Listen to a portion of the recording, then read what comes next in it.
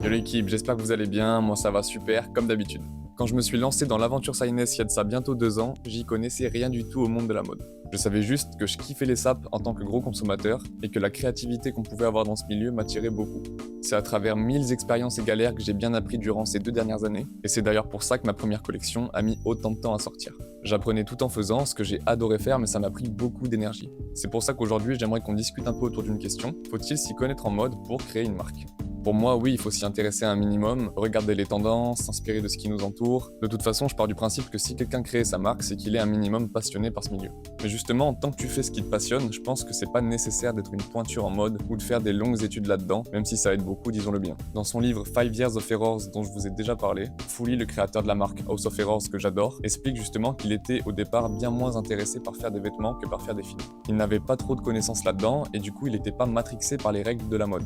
Il voulait juste créer des trucs cool qu'il avait dans sa tête, et souvent ça a amené à des expérimentations pas ouf, mais ça a contribué à construire son univers. Si je reprends ses mots, il faut croire en ses goûts. Même un grand nom de la mode comme Virgil Abloh a toujours défendu le fait que peu importe son diplôme ou sa carrière, n'importe qui peut y arriver tant qu'il est passionné par ça et qu'il travaille pour faire exister ses rêves.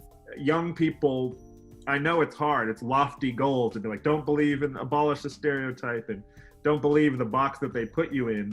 But life is so short that you can't waste even a day subscribing to what someone thinks you can do versus knowing what you can do. C'est pour ça que je pense qu'il faut pas avoir honte ou peur de se lancer dans un milieu qu'on connaît pas, tant qu'on est prêt à s'y impliquer à fond pour le découvrir et comprendre comment ça fonctionne. Comme beaucoup de gens, avec mon CDI et ma vie privée à côté, c'est parfois dur de faire rentrer Signness dans tout ça, mais j'ai vraiment envie de m'améliorer en couture, en patronage, en sourcing, pour contrôler au mieux ma vision et parce que j'adore apprendre des nouvelles choses. J'ai acheté une machine à coudre d'occasion à un frérot de mon taf, j'ai commencé les cours de couture dans une asso qui est près de chez moi pour prendre le temps de bien apprendre, et par exemple la machine à coudre, je trouve ça trop hypnotisant, je pourrais en faire pendant des heures, c'est une dinguerie.